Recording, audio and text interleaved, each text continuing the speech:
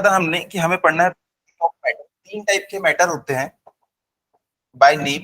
सबसे पहले होते हैं सॉलिड्स, इसके बारे में हम लोग पढ़ेंगे सॉलिड्स के बारे में। उसके बाद लिक्विड्स की प्रॉपर्टी देखेंगे और उसके बाद लास्ट में हम लोग देखने वाले गैसेस की प्रॉपर्टीज क्या होती है। उसके बाद सॉलिड्स में हम लोग ना दो टाइप के मटेरियल देखेंगे।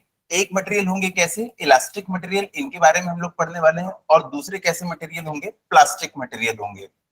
ये किस टाइप के मटेरियल है, रिजिड मटेरियल्स हैं कि नॉन रिजिड मटेरियल्स हैं? नॉन रिजिड है, क्योंकि रिजिड मटेरियल्स में तो डिफॉर्मेशन होगा ही नहीं। लेकिन यहाँ पे हम लोग क्या पढ़ने वाले हैं, उनका डिफॉर्मेशन पढ़ने वाले हैं। जब बॉडी को डिफॉर्म करेंगे वापस से वो अपना शेप और साइज रीगेन कर लेगी तो वो इलास्टिक मटेरियल, और अगर उसने अपना शेप और साइज रीगेन नहीं किया तो वो कैसा हो जाएगा, प्लास्टिक मटेरियल।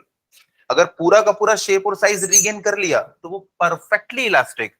अगर उसने जरा सी कोशिश भी नहीं की अपना शेप और साइज को रीगेन करने के लिए तो वो प्लास्टिक मटेरियल।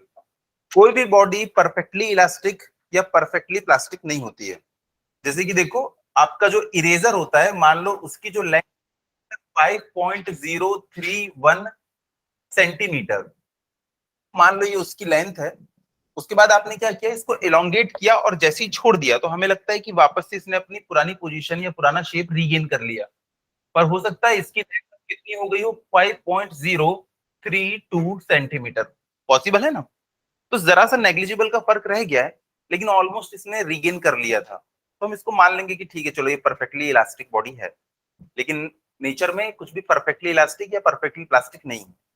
ठीक है, तो ये हम लोगों ने देखा था कि ये टॉपिक्स हमको पढ़ना है। इसके बाद हमने क्या देखा था, रिजिड बॉडी की डेफिनेशन देखी थी। हमने देखा था रिजिड बॉडीज ऐसी बॉडी, आप किसी भी बॉडी के ऊपर क्या करो, 3 या 4 पॉइंट्स ले लो, जितनी मर्जी, आप थाउजेंड्स पॉइंट्स भी ले सकते हो। इसके बाद इसमें सारी डायरेक्शन से फोर्स लगा दो, और फोर्स लगाने के बाद भी इनके बीच की जो डिस्टेंस है ना वो चेंज नहीं हुई। यानी कि बॉडी कैसी है, परफेक्टली रिजिड बॉडी। इसका शेप, इसका साइज कुछ भी चेंज नहीं हुआ, परफेक्टली रिजिड। इसके बाद क्या टॉपिक देखा था हमने, इलास्टिसिटी। इलास्टिसिटी क्या होती है, ये मटेरियल की एक प्रॉपर्टी होती है। ये मटेरियल की एक प्रॉपर्टी होती है। किन मटेरियल की, जनरली सॉलिड मटेरियल्स की। तो ये सॉलिड मटेरियल की प्रॉपर्टी होती है। जैसे आपसे पूछा जाए कि इलास्टिसिटी क्या है तो बोलना कि ये सॉलिड मटेरियल की प्रॉपर्टी है। अच्छा, प्रॉपर्टी है तो इसका क्या काम है? इसका काम ये है कि अगर आपने फोर्स लगा के बॉडी का शेप साइज चेंज कर दिया है ना, तो ये उसको वापस से एज इट इज बनाने की कोशिश करती है। जैसे कि हम लोग पेंट लेते हैं, उसमें इलास्टिक लगा होता है। जैसे हम उसका शेप चेंज करते हैं तो उसकी इलास्टिक प्रॉपर्टी के कारण क्या होता है, वो वापस से अपने शेप और साइज में आ जाता है। तो इलास्टिसिटी को डिफाइन करेंगे, it is the property of solid materials due to which it tends to regain its shape and size. तो ये इलास्टिसिटी हो जाता है। इसके बाद क्या टॉपिक देखा था हमने, इलास्टिक बॉडी। तो इलास्टिक बॉडी क्या होंगी, जैसे इलास्टिसिटी प्रॉपर्टी है तो इलास्टिक बॉडी ऐसी बॉडी होंगी जो अपना शेप और साइज को रीगेन कर लेंगी। ठीक है, इसके बाद क्या देखा था हमने, हाँ, परफेक्टली प्लास्टिक बॉडी। पहले परफेक्टली इलास्टिक देखा था हमने। परफेक्टली इलास्टिक में क्या था कि अगर इसकी लेंथ 5.091 mm है, मैंने इसके ऊपर जैसे ही फोर्स लगाया तो इसकी लेंथ बढ़ के कितनी हो गई, अब इसकी लेंथ हो गई 5.099 mm हो गई। और जैसे ही मैंने फोर्स को रिमूव किया तो वापस से इसकी लेंथ कितनी हो गई, 5.091 mm हो गई। पुरानी वाली लेंथ फिर से मिल गई। तो ये कौन सी बॉडी होगी, परफेक्टली इलास्टिक। लेकिन अगर हमें क्या होता कि जैसे हमने फोर्स लगाया, फोर्स लगाने के बाद भी, मतलब फोर्स छोड़ने के बाद भी अगर ये 5.099 mm का रह गया, फोर्स लगाने के बाद कितना हो गया था 5.099, फोर्स हटाने के बाद वापस से ये बन गया, तो ये क्या लाएगा, परफेक्ट इलास्टिक बॉडी। और अगर फोर्स हटाने के बाद इसने जरा सा भी चेंज किया ही नहीं, जितना था उतना ही रह गया, तो ये क्या कहलाएगा, परफेक्टली प्लास्टिक बॉडी कहलाएगा। लेकिन ऐसा होता नहीं है। जैसे ही आप इस फोर्स को हटाओगे ना तो पता है 5.091 से लेके 5.099 के बीच की कोई एक वैल्यू आएगी। तो ना तो ये परफेक्ट प्लास्टिक है, ना तो ये परफेक्ट इलास्टिक है। इसके बाद नेक्स्ट टॉपिक क्या देखा था हमने, प्रेशर। प्रेशर को एक लाइन में डिफाइन करो, फोर्स पर यूनिट एरिया। और कैसा फोर्स, इंटरनल या एक्सटर्नल? एक्सटर्नल। तो मैं यहां पे लिख देता हूं ताकि याद रहे आप लोगों को, external force per unit area. Per unit area. जो फोर्स होता है ना एक्चुअली वो एक पॉइंट पे लगता है, लेकिन जो प्रेशर होता है वो पूरे के पूरे एरिया पे लगता है। इसलिए प्रेशर के फॉर्मूले में आपको एरिया देखने के लिए मिलेगा, फोर्स पर यूनिट एरिया। ठीक है, इसके बाद हमने क्या डिफाइन की थी, स्ट्रेस डिफाइन की थी। स्ट्रेस क्या होता है कि जैसे मैंने किसी बॉडी के ऊपर, ये एक हमारी बॉडी है, इसके ऊपर जैसी मैं एक फोर्स लगाऊंगा तो बदले में क्या होगा, ये मुझको एक रिएक्शन फोर्स ऑफर करेगी। रिएक्शन फोर्स, बॉडी के अंदर में इस रिएक्शन फोर्स के कारण जो प्रेशर डेवलप हो रहा है इसी को हम स्ट्रेस कह देते हैं। तो स्ट्रेस क्या होता है, ये भी फोर्स पर यूनिट एरिया, लेकिन ये अंदर वाला force, internal resisting force, internal resisting force per unit area, ये क्या होता है, स्ट्रेस। दोनों के बीच में एक सबसे बड़ा डिफरेंस, प्रेशर किसके कारण आता है, due to external force, stress किसके कारण आता है, due to internal resisting force. ठीक है, ये याद रखना है हमको, ये डेफिनेशन पूछता है, डिफरेंस पूछता है। इसके बाद क्या देखा था हमने, टाइप्स ऑफ स्ट्रेस। तो हमने देखा था types of stress, types of stress. तो सबसे पहले तो हमने दो टाइप की बेसिक स्ट्रेस देखी थी। एक थी कौन सी, नॉर्मल या लॉन्गिट्यूडनल, और दूसरी क्या देखी थी हमने, टेंजेंशियल या shear stress.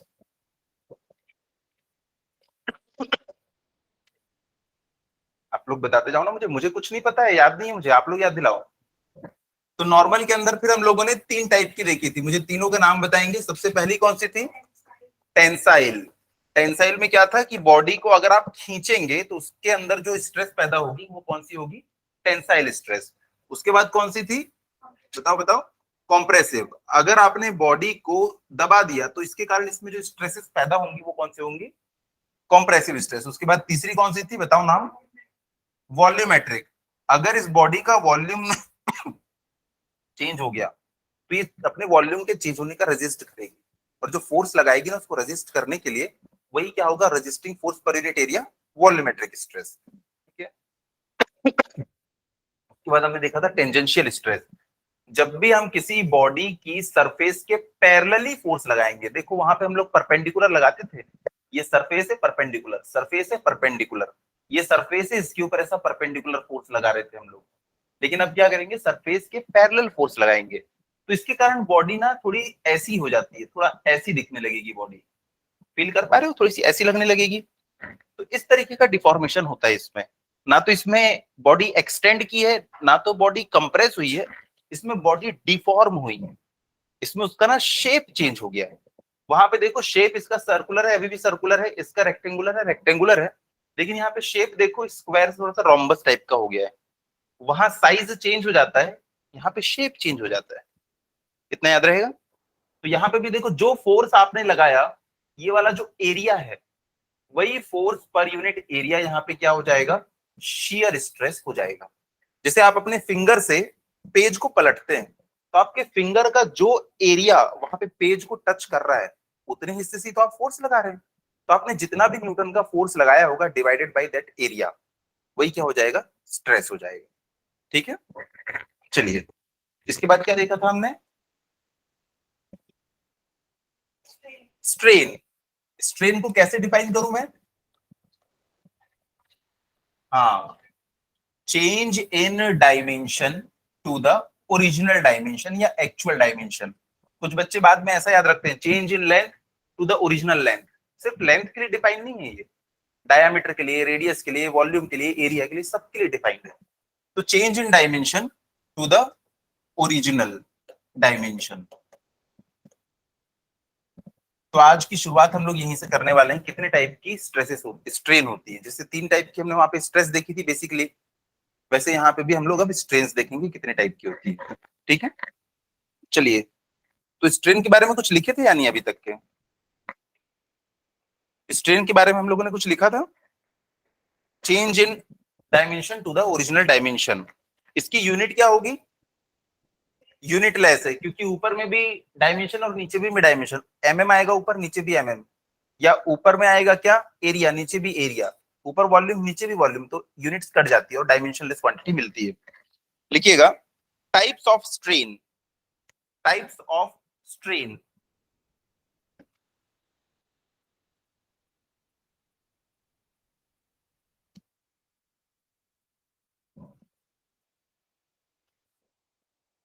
Types of strain. Number 1 लिखिएगा लॉन्गिट्यूडनल स्ट्रेन। नंबर 1 है longitudinal strain.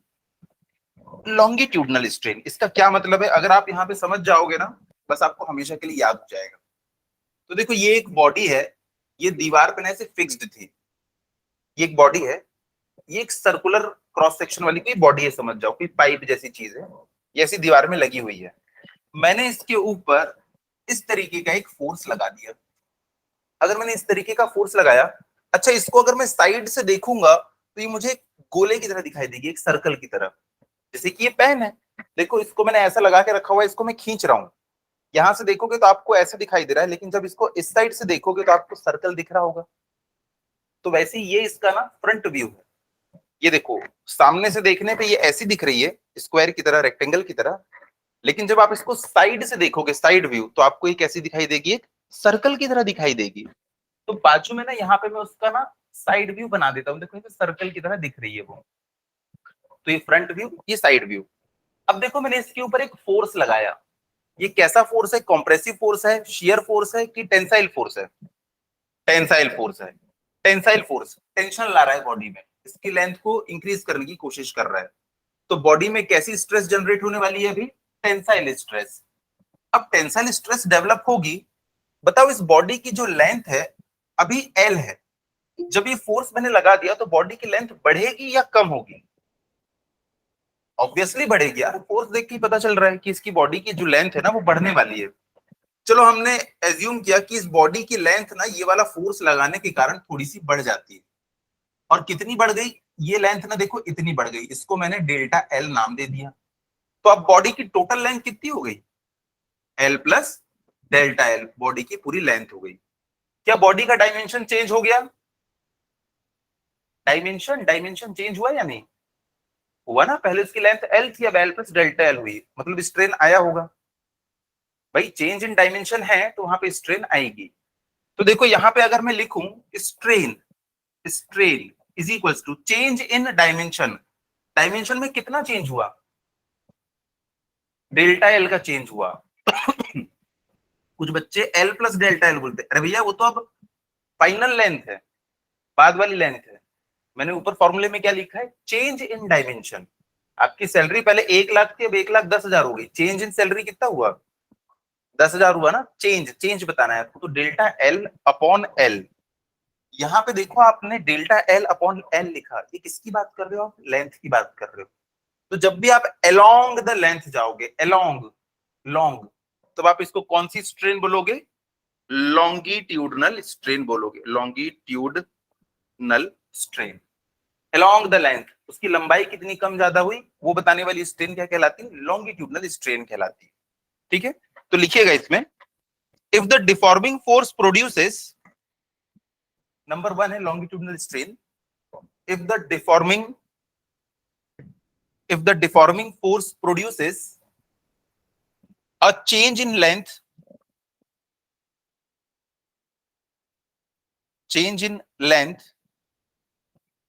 then the strain produced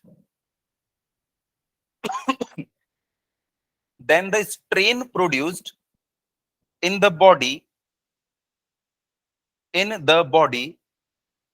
is called longitudinal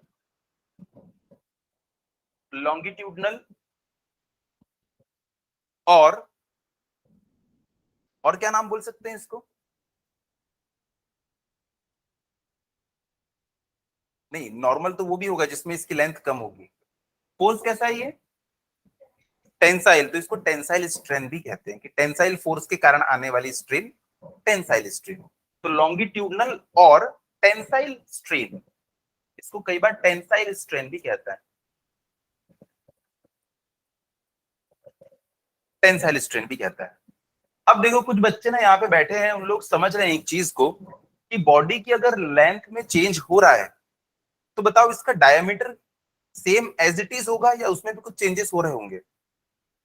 change हो रहे होंगे। मम्मी जो बालों में रबर बैंड लगाती है ना, उसको निकालना, मम्मी से एक रबर बैंड उधार लेना, उसको काट देना बीच से, और उसको खींच के देखना, जब उसकी लेंथ बढ़ेगी ना, देखना उसकी थिकनेस कम हो जाती है, क्योंकि बॉडीज जो होती है इनकम्प्रेसिबल होती है, तो भाई उनकी लेंथ बढ़ाओगे तो उनका डायमीटर कम हो जाएगा।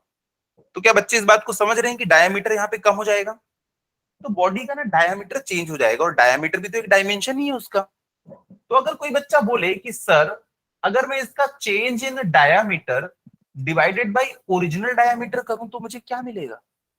देखो पुराना वाला डायमीटर इतना था, हो सकता है खींचने के बाद अब इसका डायमीटर क्या रह गया, वो इतना सा रह गया हो। पॉसिबल है ना? तो change in diameter to the original diameter, मैंने बोला था ना change in dimension to the original dimension एक स्ट्रेन बताता है। तो वो लेंथ वाला था तो उसको लॉन्गिट्यूडनल स्ट्रेन कहा। ये वाला स्ट्रेन क्या होगा? इसका नाम होता है लेटरल स्ट्रेन। इसका नाम होता है लेटरल स्ट्रेन। लेटरल स्ट्रेन, ठीक है। इसकी खास बात ये होती है लेटरल स्ट्रेन की कि आपने ना उस डायरेक्शन में कोई फोर्स ही नहीं लगाया था, आपने इसका डायमीटर कम करने के लिए कोई फोर्स लगाया है क्या? नहीं लगाया, तो भी पता है इसका डायमीटर अपने आप कम हो गया। ये एक ऐसी स्ट्रेन होती है जिसकी डायरेक्शन में कोई फोर्स नहीं है। देखो लंबाई में चेंज हुआ क्योंकि आपने लेंथ की डायरेक्शन में फोर्स लगाया, पर डायमीटर में अपने आप चेंज हो गया, क्या आपने वहां कोई फोर्स लगाया था? नहीं लगाया था, अपने आप आ जाती है लेटरल स्ट्रेन, और आएगी, है ना। तो लेटरल, नीचे स्टार पॉइंट बना के लिख लो, lateral strain is equals to change in diameter to the original diameter. Change in diameter to the original diameter.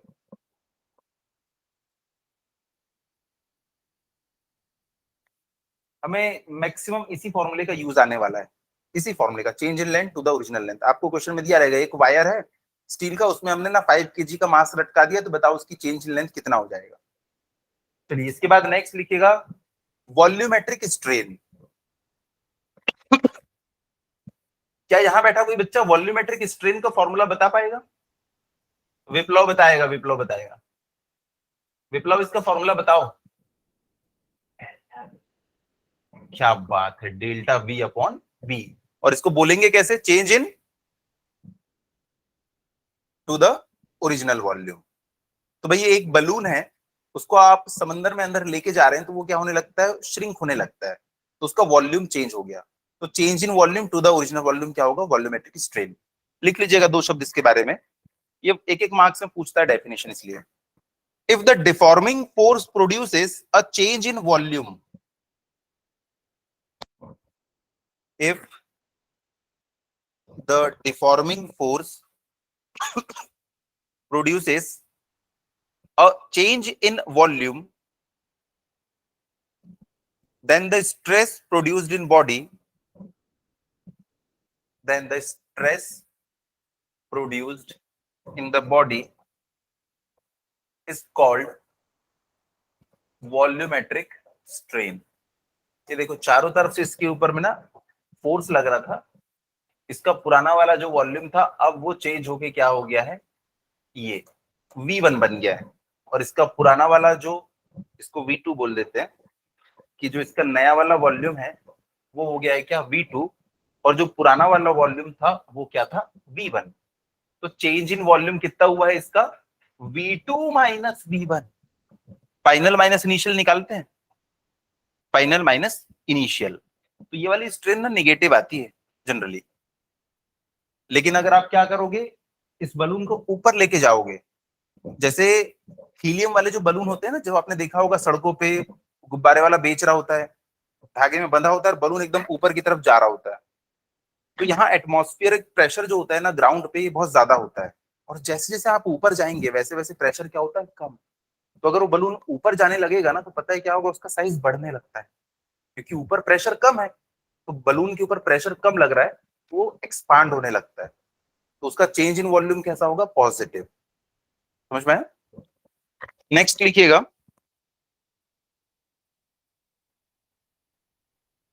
Shearing strain. Next है शियरिंग स्ट्रेन। शियरिंग स्ट्रेन,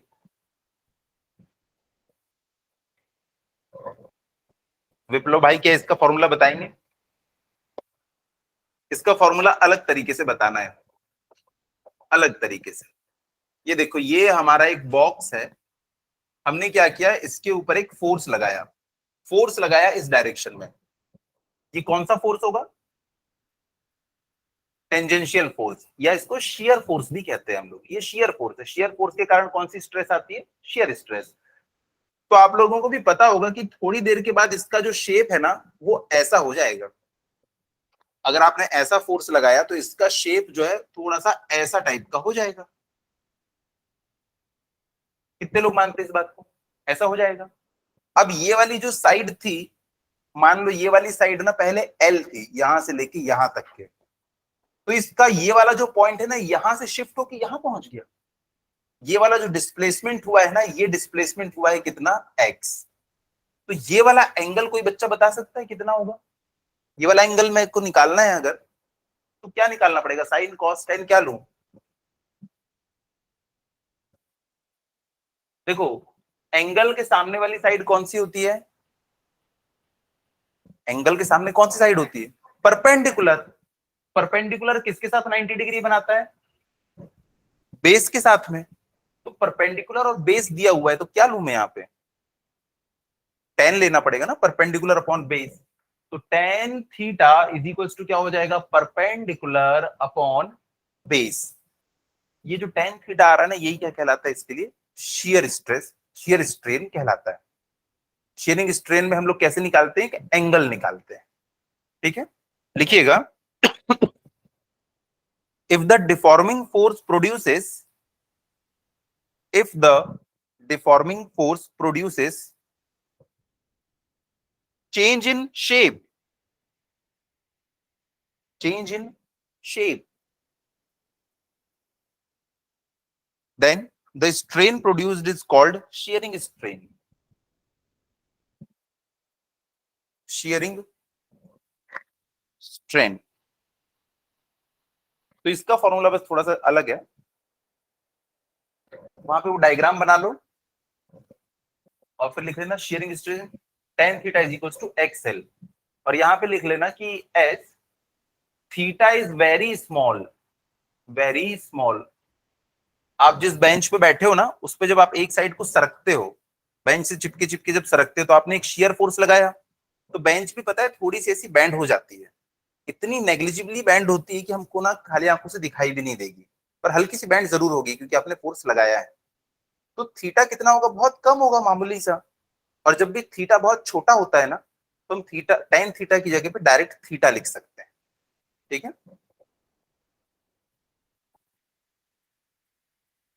तो थीटा इज इक्वल्स टू हम लोग लिख सकते हैं क्या?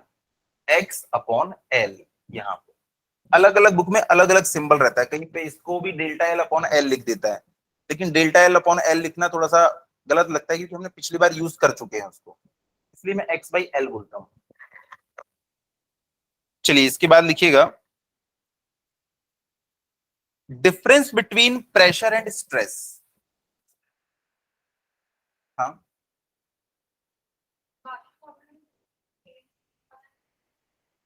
वो जब नॉर्मल फोर्स लगाते हैं ना, तब वाला फोर्स वाला फॉर्मूला एप्लीकेबल है। इसमें आप देखो, डायमेंशन चेंज नहीं हो रहा है, इसमें शेप चेंज हो रहा है। वहां पे हमने फॉर्मूला क्या लिखा है? देखो, जब भी नॉर्मल स्ट्रेस लगाते हैं तो रेक्टेंगल का रेक्टेंगल ही रहता है, शेप चेंज नहीं होता है। उसकी साइड्स के बीच में पहले भी 90 डिग्री एंगल था, अभी भी 90 डिग्री एंगल है। क्या चेंज होता है? डायमेंशन। तो हमने फॉर्मूला क्या लिया? Change in dimension to the original dimension. लेकिन यहाँ पे डायमेंशन चेंज नहीं हो रहा है, यहाँ पे क्या चेंज हो रहा है? शेप चेंज हो रहा है। तो भाई कितना ज्यादा शेप चेंज हुआ है कौन बताएगा हमको? थीटा बताएगा। अगर इस थीटा की वैल्यू बहुत ज्यादा हो गई तो आप बोलेंगे बहुत ज्यादा इसमें स्ट्रेन आ गई है। अगर थीटा की वैल्यू बहुत कम होगी तो आप बोलेंगे बहुत कम स्ट्रेन आई है। तो ये स्पेशल केस है शेयर स्ट्रेस वाला, इसमें हम ऐसे बताते हैं।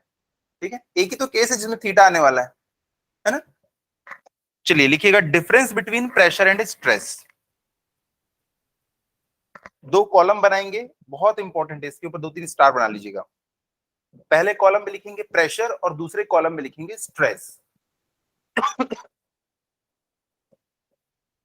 मुझे काम का बहुत प्रेशर है, इस वजह से मुझे स्ट्रेस हो गई है। तो प्रेशर बाहर से आता है, स्ट्रेस हम खुद लेते हैं। ज्यादा स्ट्रेस मत लिया कर यार, ऐसा बोलते हैं ना। लिखिएगा, प्रेशर में प्रेशर इज ऑलवेज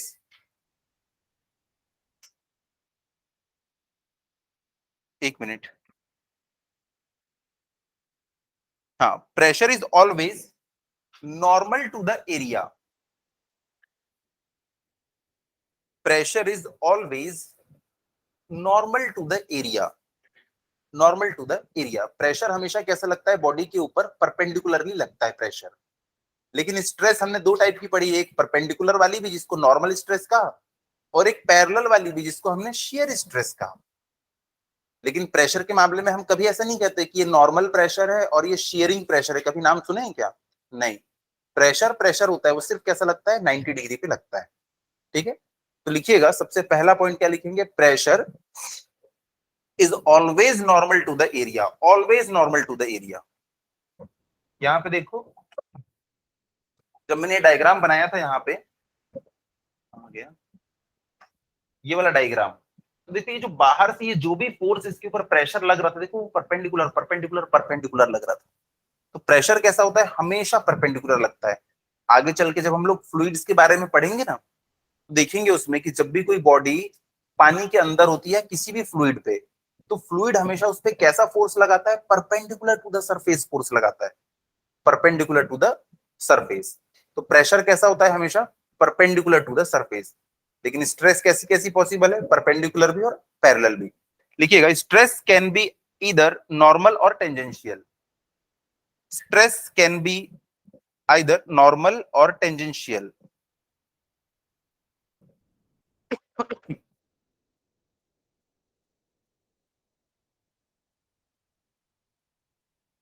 तो लिखिएगा, pressure is due to external force.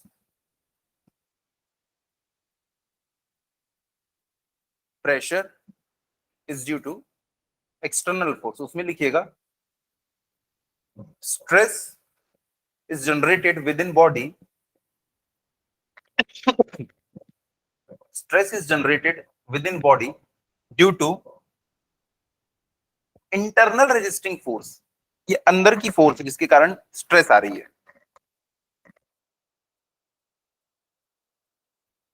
देखो जो सिलेबस होता है वो प्रेशर की तरह है, वो बाहर से लग रहा है। लेकिन किसी बच्चे के दिमाग में कम स्ट्रेस आती है, किसी के में ज्यादा स्ट्रेस आती है। तो कौन कितना इंटरनल रेजिस्टिंग फोर्स लगा रहा है उस पर डिपेंड करेगा स्ट्रेस। जो पढ़ाई करेगा अच्छे से उसके अंदर स्ट्रेस कम डेवलप होगी, है ना। लिखिएगा next point, pressure is a scalar quantity. Pressure is a scalar quantity.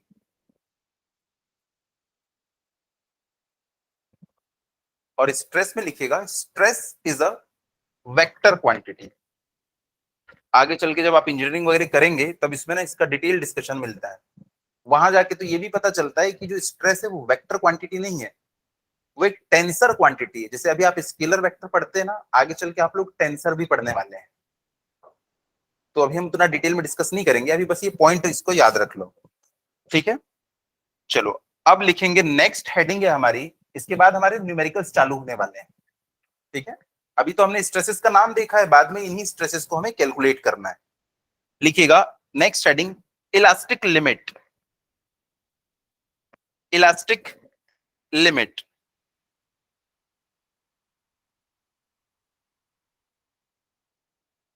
इसमें लिखिएगा, it is the maximum stress. इसको हम लोग अभी ग्राफ के थ्रू भी समझेंगे, समझ में सब आएगा। लिखिए पहले, it is the maximum stress which on removing which on removing the deforming force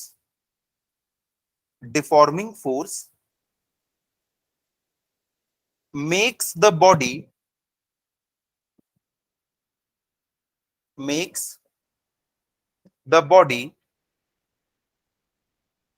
to recover completely to recover completely completely its original state, its original state, original state।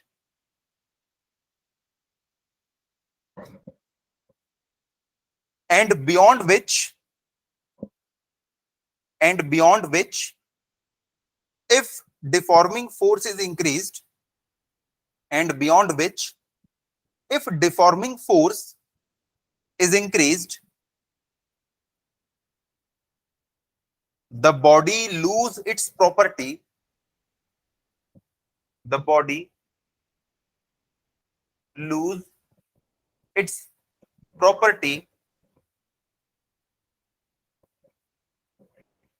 of elasticity, of elasticity.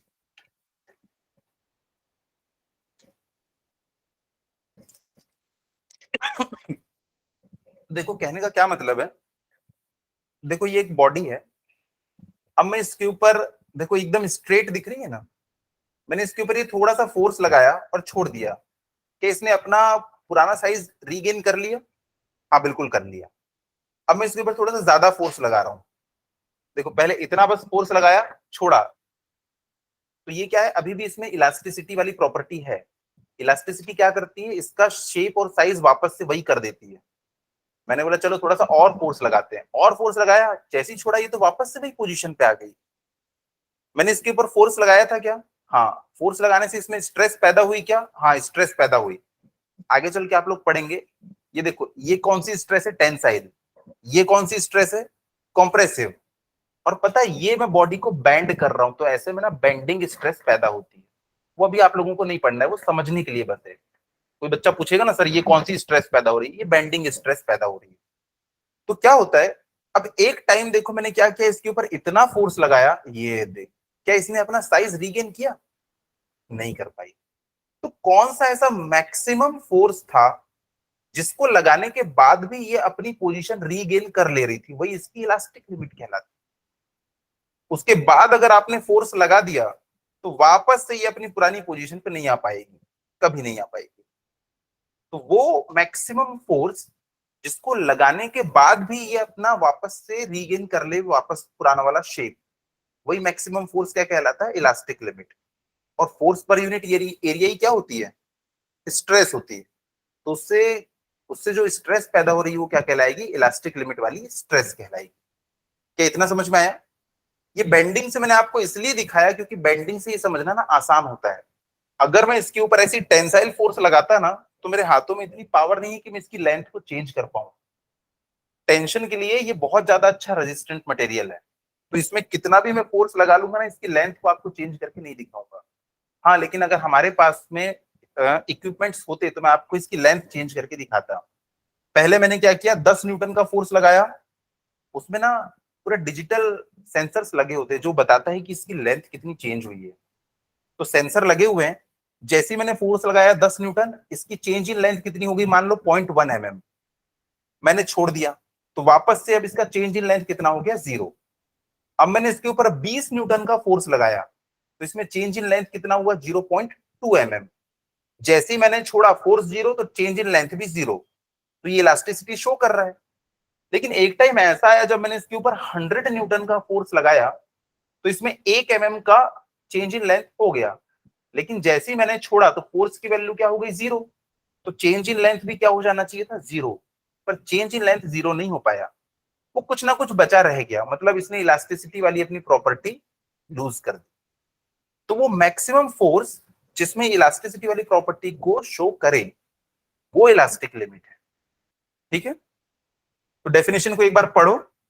If the maximum stress, it is the maximum stress which on removing the deforming force makes the body to recover completely its original state, and beyond which if deforming force is increased, अगर इससे ज्यादा आपने force को बढ़ा दिया तो ये अपनी इलास्टिसिटी की प्रॉपर्टी को लूज कर बैठेगी।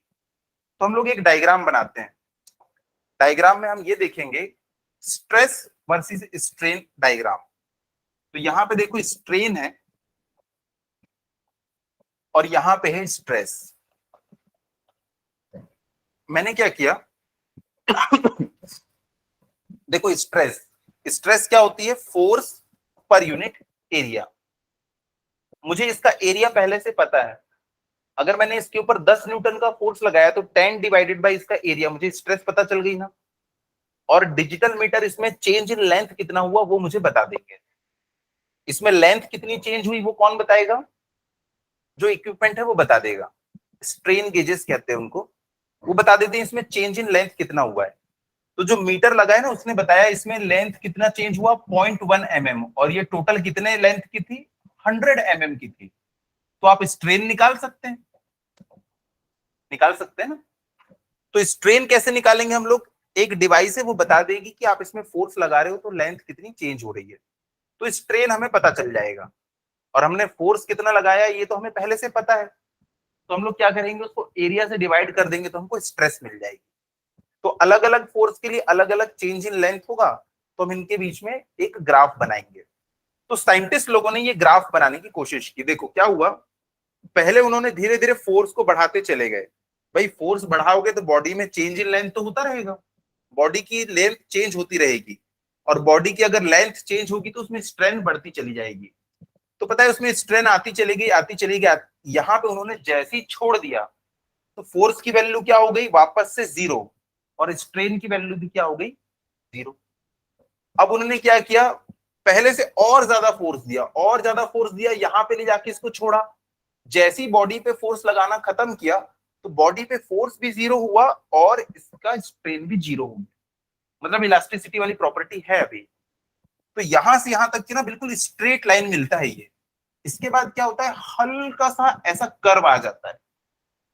भाई उन्होंने क्या किया, फोर्स रखा तो उन्हें स्ट्रेस की वैल्यू मिल गई, और मशीन ने क्या करी, स्ट्रेन की वैल्यू बता दी। तो वो ग्राफ बना रहे हैं, उनको पॉइंट मिलते जा रहे हैं। तो उन्होंने देखा आगे चल के थोड़ा सा ना एक कर्व मिलता है।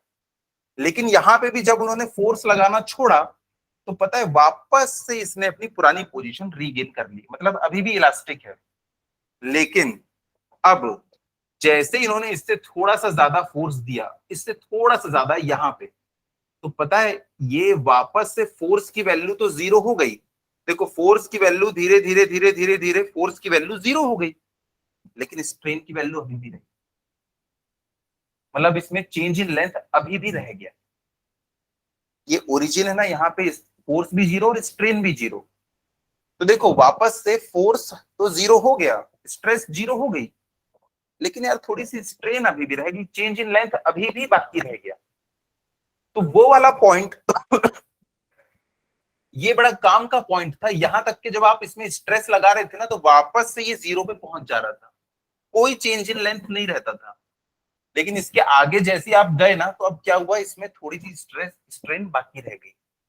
तो वो वाला फोर्स या वो वाली स्ट्रेस जिसको लगाने के बाद ये अपना ओरिजिनल शेप और साइज रीगेन कर ले, वही क्या कहलाता है, इलास्टिक लिमिट। मैक्सिमम फोर्स है ये, इससे ज्यादा लगाओगे तो वो वापस वही वाला शेप में नहीं आ पाएगा। तो ये डायग्राम आप लोग बनाएंगे। ये डायग्राम पता है आगे और कैसे बनता है? ये डायग्राम आगे चल के थोड़ा सा नीचे होता है और फिर ऐसा हो जाता है, और यहां पे जाके फाइनली ब्रेक हो जाता है मटेरियल। हमको इतना डिटेल में इसको नहीं पढ़ना है, हमें सिर्फ ना ये वाला पॉइंट देखना था, इलास्टिक लिमिट। तो याद रहे यहां से यहां तक के ना बिल्कुल स्ट्रेट लाइन रहेगी। देखो यहां से यहां तक की स्ट्रेट लाइन, फिर थोड़ा सा कर्व दे देना। इस पॉइंट को हम लोग कहते हैं प्रोपोर्शनलिटी लिमिट। इस पॉइंट को हम कहते हैं प्रोपोर्शनैलिटी लिमिट। और ये वाला जो पॉइंट है ग्रीन वाला, यही है हमारे काम का पॉइंट। इसी को हम क्या कहेंगे, इलास्टिक लिमिट। क्योंकि यहां तक के आप स्ट्रेस लगाओगे तो वापस से अपना शेप और साइज को रीगेन कर लेगा। तो इलास्टिसिटी वाली प्रॉपर्टी अभी भी है, तो वो इलास्टिक पॉइंट है। उसके आगे ना प्लास्टिक रीजन शुरू हो जाता है कि भैया अब आपने अगर फोर्स को हटाया तो वापस से वो शेप और साइज रीगेन नहीं कर पाएगा।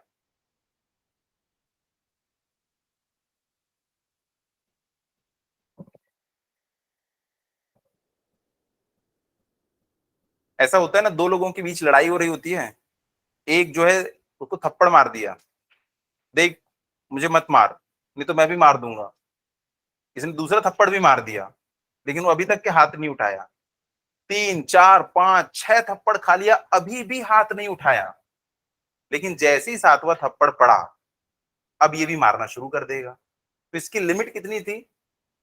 6 थप्पड़ की। तो इसकी जो इलास्टिक लिमिट थी जहां तक कि बियर कर सकता था वो 6 थी, ठीक है, जहां तक कि वो कंट्रोल में था। उसके बाद अब ये कंट्रोल में नहीं रह गया।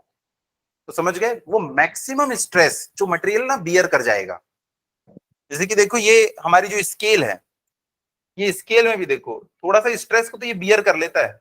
भले इसमें देखो इसमें इसका डायमेंशन चेंज हो रहा है, लेकिन जैसे ही छोड़ूंगा मैं तो वापस से अपना शेप और साइज रीगेन कर लिया। लेकिन एक टाइम के बाद ये ब्रेक हो जाता है। मटेरियल दो टाइप के होते हैं, एक ऐसे मटेरियल होते हैं जिसमें ना परमानेंट डिफॉर्मेशन रहता है, और एक ऐसे होते हैं जिसमें परमानेंट डिफॉर्मेशन नहीं रहता, वो टूट जाते हैं सीधे। जैसे ब्रिक जो ईंट होती है, आप चाहोगे कि उसकी लेंथ बढ़ा दूं तो बढ़ेगी क्या? नहीं, वो स्ट्रेस को सहन करेगी करेगी और एक टाइम के बाद वो टूट जाएगी, पर उसमें चेंज इन लेंथ नहीं होता है। चलो, तो फिर हम लोगों ने लिख लिया इसके बारे में। इसके बाद नेक्स्ट हेडिंग जो कि 1 मार्क में फेवरेट क्वेश्चन होता है, हुक्स लॉ। हुक्स लॉ, एक साइंटिस्ट थे रॉबर्ट हुक, ये उनका लॉ ये उनका लॉ है। अच्छा एक बात बताओ बच्चों, ये एक्स एक्सिस है, ये वाई एक्सिस है, यहां से लेके यहां तक के मैंने एक स्ट्रेट लाइन ये ड्रॉ कर दी है। क्या कोई बच्चा इस स्ट्रेट लाइन का मुझको इक्वेशन बता सकता है? क्या होगा इसका इक्वेशन? एम एक्स क्या? y is equals to M X. C कहां गया इसमें? सी ये बताता है कि ना y एक्सिस को कहां कट कर रहा है। इसने y एक्सिस को कहां कट किया है? 0 पे। देखो 0 पे कट किया ना, इसलिए प्लस 0 लिखने का तो कोई मतलब नहीं। तो y is equals to M x, ये ऐसी लाइन का इक्वेशन होता है जो कि ओरिजिन से पास हो रही होती है, जहां पे m क्या बताता है हमें? स्लोप बताता है। यहाँ पे देखो ये भी तो एक ऐसी लाइन है जिसका इक्वेशन क्या होगा? y is equals to M x. Difference किसमें? दोनों का स्लोप अलग अलग। तो मैं यहाँ पे बोल दूंगा y is equals to m one x, और इसको बोल दूंगा एम टू एक्स। m क्या होता है? स्लोप बताता है। स्लोप, स्लोप समझते हैं ना? इसका स्लोप कितना है? 0। इसका स्लोप कितना है? 90 डिग्री, 45 डिग्री। तो स्लोप सब बच्चे समझते हैं, तो दोनों का स्लोप अलग अलग है। तो हमारे हुक भाई साहब ने देखा कि भाई आपने जो थोड़ी देर पहले डायग्राम बनाया है, उस डायग्राम में यहां से लेके यहां तक की क्या मिल रहा है? स्लोप ही, मतलब एक स्ट्रेट लाइन मिल रही है। साइंटिस्ट ने बता दिया था कि यहां से यहां तक की स्ट्रेट लाइन मिलती है, और स्ट्रेट लाइन का इक्वेशन क्या होता है? y is equals to M x. यहाँ पे y की जगह पे क्या है? स्ट्रेस। तो उसने बोला स्ट्रेस इज इक्वल्स टू, कोई एक कांस्टेंट आएगा यहाँ पे जो कि स्लोप के बराबर होता है। तो स्लोप, स्लोप को हम ई से रिप्रेजेंट कर रहे हैं, वहां एम से रिप्रेजेंट करते थे, या इसको हम लोग क्या कर सकते हैं? y से भी रिप्रेजेंट कर सकते हैं, अलग अलग बुक में अलग अलग चीजों से। तो देखो y is equals to M x, दिख रहा है बिल्कुल वैसे ही। y is equals to m into x. X क्या है? स्ट्रेन। अरे भाई यहां लिख दो ना x, और वहां पे स्ट्रेस की जगह लिख दो y। तो y is equals to M x जैसा दिखाई दे रहा है। तो हुक भाई साहब ने क्या किया? सीधा उसको थोड़ा सा पढ़ा और बता दिया कि stress is directly proportional to the strain up to the proportional limit. लिखिएगा चलिए, Hooke's law, according to this law, according to this law. अच्छा एक बात बताओ, अगर ये मैं कांस्टेंट यहां से हटा दूं तो यहाँ पे बीच में कैसा साइन आ जाएगा? प्रोपोर्शनलिटी। वेरी गुड, सब तो जानते हो आप लोग। तो स्ट्रेस को ना मैं ये सिंबल से रिप्रेजेंट करूंगा। तो स्ट्रेस इज इक्वल्स टू, इसको हम लोग ई या वाई किसी भी सिंबल से बना सकते हैं, ज्यादा अच्छा मुझे ई लगता है। तो देखो इसको मैं ऐसा लिख सकता हूं, ई इंटू स्ट्रेन को हम लोग ना ऐसा सिंबल से बनाते हैं, एप्सिलॉन से। Stress is equals to E into epsilon. अगर मैंने इस कांस्टेंट को हटा दिया तो देखो यहां से ये कुछ ऐसा टाइप का इक्वेशन आपको दिखेगा, stress is directly proportional to the strain. ये फॉर्मूला कैसे आया था हमको पता है ना? स्ट्रेट लाइन का इक्वेशन क्या होता है? y is equals to M x. एक कांस्टेंट होता है यहाँ पे जो कि स्लोप बताता है उस लाइन का। स्ट्रेस को रिप्रेजेंट किए इससे, स्ट्रेन को रिप्रेजेंट किए इससे, कांस्टेंट को हटाओगे तो यहाँ पे प्रोपोर्शनलिटी का साइन आ जाएगा। तो हुक ने इसी चीज को बता दिया, बस बोल के बता देगा वो stress is directly proportional to the strain. लिखिए, according to this law, according to this law, within the elastic limit, within the elastic limit,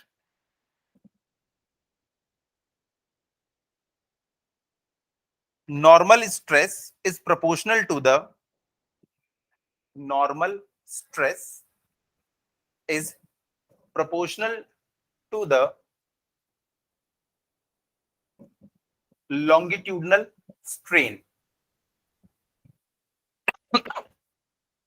longitudinal strain। उसके बाद नेक्स्ट लाइन में आप लोग ये लिखोगे, उन्होंने जो बोला था stress is proportional to strain, ये उन्होंने बोल के बताया था, वो बाद में लिखेंगे हम लोग। Stress is directly proportional to the strain, और stress is equals to E into strain, जहां पे ई क्या हो जाएगा, प्रोपोर्शनलिटी कांस्टेंट हो जाएगा। और ये प्रोपोर्शनलिटी कांस्टेंट की बड़ी इंपॉर्टेंस है, लिखिएगा।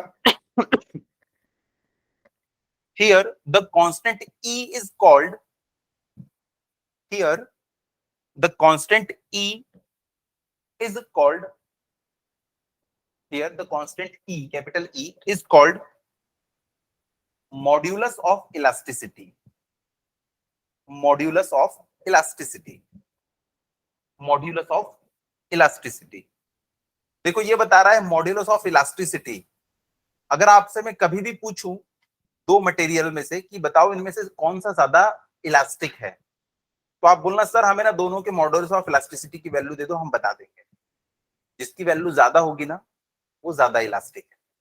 फिर तुम नाम मत देखना, अगर मैं बोल दूंगा कि विप्लव का इलास्टिक कांस्टेंट इतना है और तनिष्क का इलास्टिक कांस्टेंट इतना है, तो तुम नाम नहीं देखोगे, बस इलास्टिक कांस्टेंट की वैल्यू देखोगे। क्योंकि आगे चल के हम लोग देखेंगे रबर से ज्यादा इलास्टिक कांस्टेंट की वैल्यू किसकी होती है, स्टील की। तो स्टील जो होता है ना वो ज्यादा इलास्टिक होता है। बचपन से हम लोग क्या सोचते थे, जिसमें ज्यादा एक्सपांशन हो जाए वो ज्यादा अच्छा इलास्टिक है। लेकिन यहाँ पे चेंज हो जाएगा कि कौन ज्यादा फोर्स को बियर करके भी परमानेंट डिफॉर्मेशन नहीं हो रहा है, वो वापस से अपना साइज रीगेन कर लेता है। रबर जो है ना, भले उसमें इलोंगेशन ज्यादा हो रहा है, 100-150 न्यूटन से ज्यादा को बियर नहीं कर पाएगा, उसके बाद उसमें परमानेंट डिफॉर्मेशन हो जाएगा।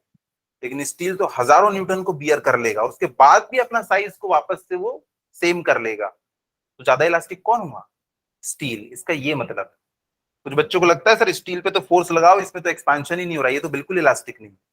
फिजिक्स में इलास्टिक का मतलब क्या है, जो वापस से अपने शेप और साइज को रीगेन कर ले। तो इसमें बहुत सारा फोर्स लगाओ तो भी ये रीगेन कर लेता है, तो ये ज्यादा इलास्टिक है।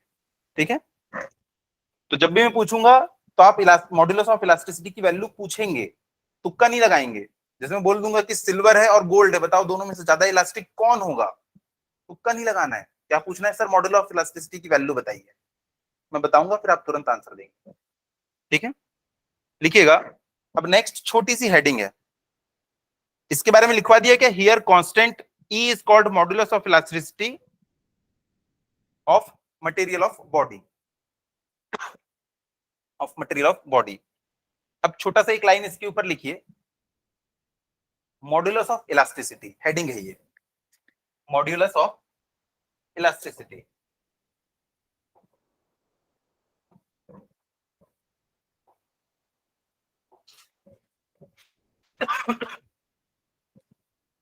तो सारे बच्चों ने देखा stress is equals to modulus of elasticity into strain. अगर आपको मॉड्यूलस ऑफ इलास्टिसिटी की वैल्यू निकालने बोले तो क्या इस फॉर्मूले से निकाल लोगे, निकाल लोगे। मैं एक बॉडी को इतनी स्ट्रेस देता हूं तो उसमें इतनी स्ट्रेन आती है, बताओ उसका मॉड्यूलस ऑफ इलास्टिसिटी कितना होगा। तो बच्चे क्या करेंगे, simply sir E is equals to stress upon strain, ऐसे करके निकाल लिया करेंगे। तो लिखिएगा, ये सारे फॉर्मूले चल रहे हैं न्यूमेरिकल में, यही काम आएंगे डायरेक्ट। लिखिएगा, it is defined as the ratio of stress, it is defined as the ratio, it is defined as the ratio of the stress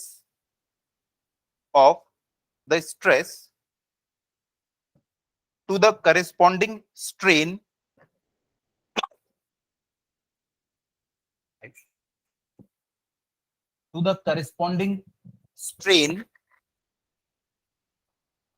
produced within the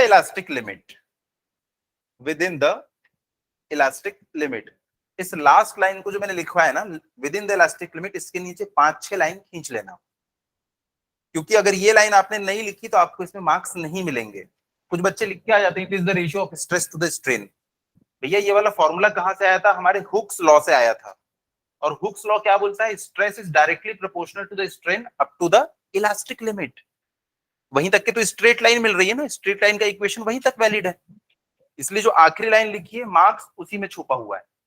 बच्चे लिख के आते हैं, बोलते हैं सर इसमें मार्क्स नहीं मिला हमें। क्यों नहीं मिला? क्योंकि आपने ये नहीं लिखा, विद इन इलास्टिक लिमिट। तो फिर फॉर्मूला लिख लीजिएगा, modulus of elasticity E is equals to stress upon strain, stress upon strain।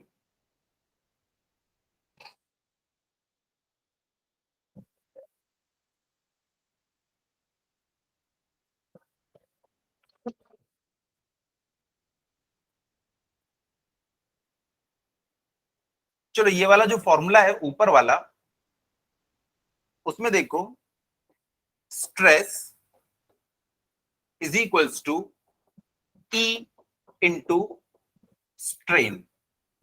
अब मैं यहां पे बात करूंगा सिर्फ और सिर्फ लॉन्गिट्यूडनल स्ट्रेन की। लॉन्गिट्यूडनल स्ट्रेन का फॉर्मूला क्या हो जाएगा? Change in length to the original length. बताओ स्ट्रेस क्या होती है?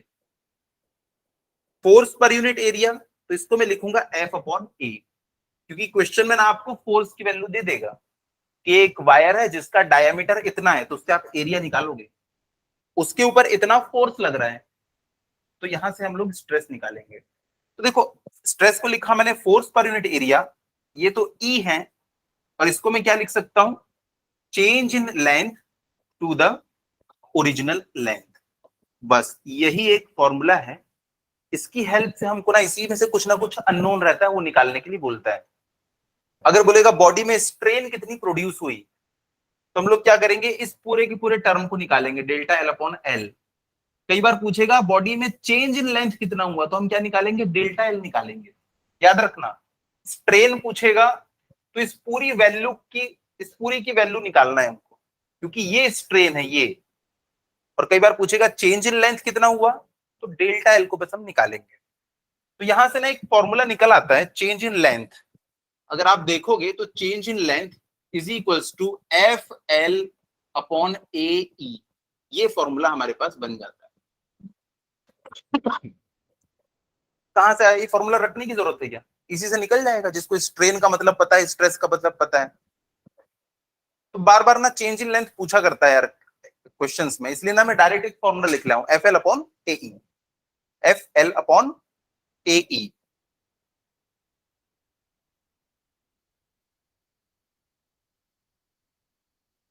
चलिए, आप लोग की बुक में 9.1 एग्जाम्पल है, उसको सॉल्व करते हैं।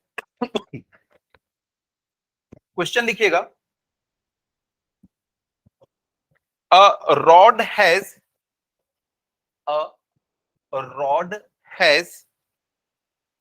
Radius of 10 mm। रेडियस क्यों दिया होगा रॉड की? क्या निकालने के लिए? उसका एरिया निकालने के लिए, cross sectional area. Good. Has radius of 10 mm and length of 1 metre.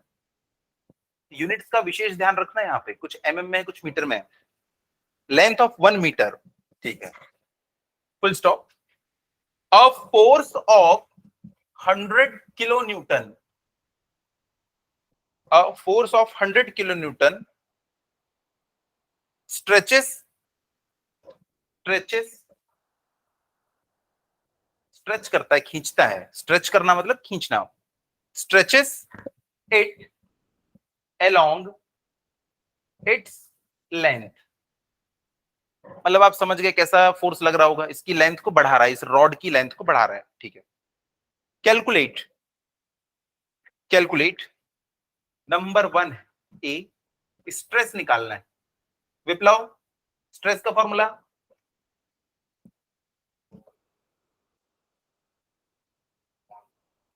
Force upon area, लेकिन एरिया तो दिया नहीं है। बी, इसका निकालना है हमें इलोंगेशन, इलोंगेशन, और सी निकालना है स्ट्रेन, स्ट्रेन इन रॉड। फिर ब्रैकेट में लिखा है take E is equals to 2 into 10⁻11 newton per metre square. अच्छा, हमने मॉडुलस ऑफ इलास्टिसिटी की यूनिट डिस्कस नहीं की थी। देखो अभी आप लोगों ने फॉर्मूला लिखा था, E इज इक्वल्स टू क्या होता है, स्ट्रेस अपॉन स्ट्रेन। स्ट्रेन की कोई यूनिट होती है क्या? नहीं, तो इसकी यूनिट क्या हो जाएगी, जो स्ट्रेस की यूनिट है। और स्ट्रेस की यूनिट किसके जैसी होती है, फोर्स के जैसी, force per unit area, Newton per metre square. इसीलिए इसकी यूनिट भी क्या हो जाती है, न्यूटन पर मीटर स्क्वायर, याद रखिएगा। चलो सॉल्व करो इसको फटाफट। क्वेश्चन में बोला है सबसे पहले स्ट्रेस निकालने के लिए, तो बच्चे लोग क्या करेंगे, यहाँ पे स्ट्रेस निकालने के लिए सबसे पहले हम निकालते हैं स्ट्रेस। तो स्ट्रेस इज इक्वल्स टू होता है force per unit area. Force तो दिया हुआ है हमको 100 इंटू 10⁻3, किलो में दिया हुआ है इसलिए मैंने 10⁻3 से मल्टीप्लाई कर दिया। नीचे देखो, अब नीचे निकालना है हमको एरिया। एरिया कितना हो जाएगा, पाई आर स्क्वायर। रॉड दिया हुआ है, सर्कुलर है, रेडियस भी दिया हुआ है, तो पाई इंटू रेडियस इसकी दी हुई है 10 इंटू 10⁻, क्या लिखूं, 10⁻,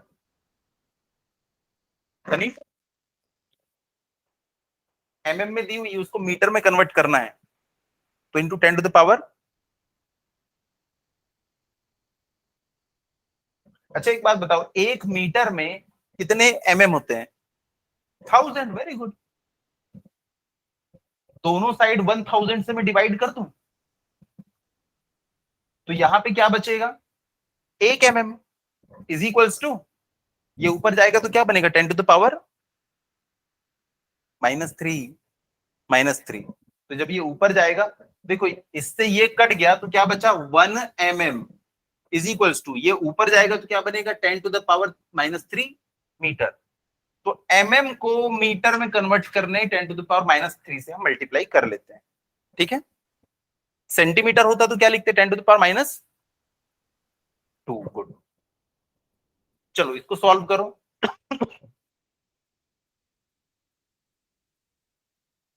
ये बेसिक क्वेश्चंस है।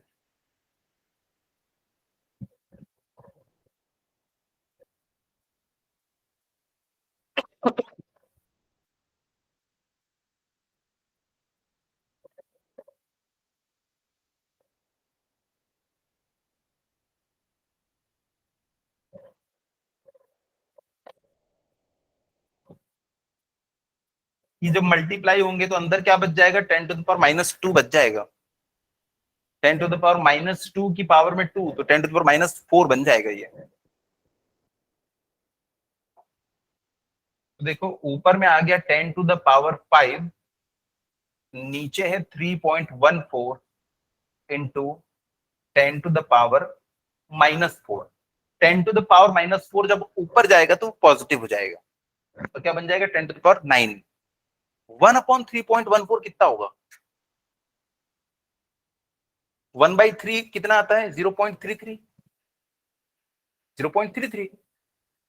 अगर यहाँ पे 3 होता तो देखो 1/3 ये कितना बन जाता है, 0.33।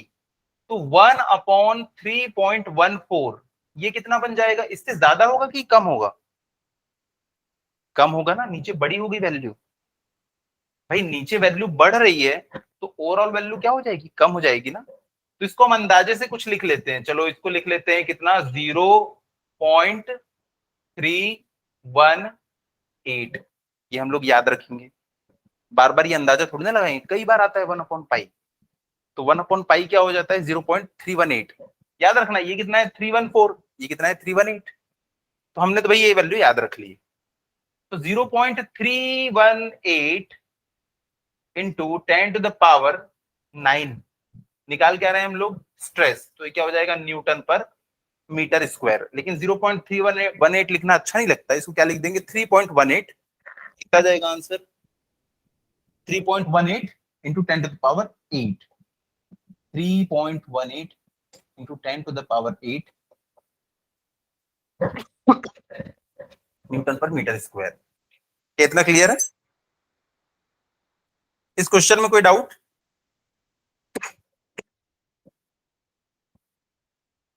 चलिए तो फिर आज की क्लास यहीं तक के रखते हैं। नेक्स्ट क्लास में इसके आगे 9.2 न्यूमेरिकल है, उसको एक बार खुद से करने की कोशिश करना। नेक्स्ट क्लास की शुरुआत हम उसी से करेंगे, ठीक है? चलिए।